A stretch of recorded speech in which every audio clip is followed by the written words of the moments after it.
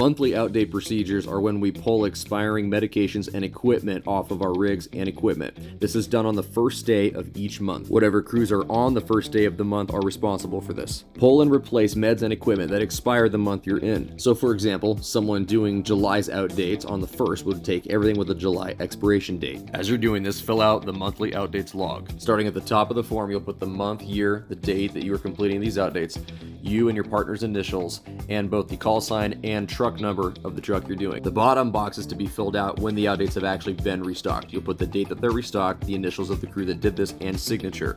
If you're too busy to complete this may have to fall to the next crew.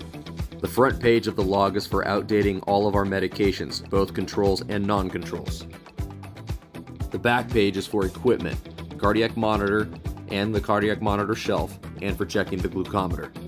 When documenting outdating medications on the first page, first put the number of the med that is outdating and don't mark the number replaced until they have actually been replaced.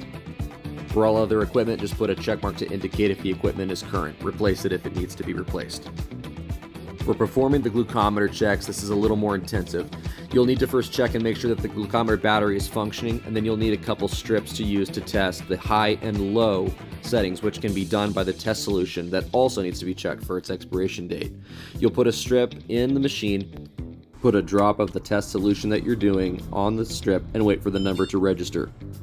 Repeat this with the other solution, and then document appropriately. If the numbers fall within the ranges on the form, then you can mark that the device passed. If you're working the hay fork station that day, you'll also need to do the medications and equipment in the hay fork station resupply room. Turn in the completed form to the outdates bin in the Weaverville station.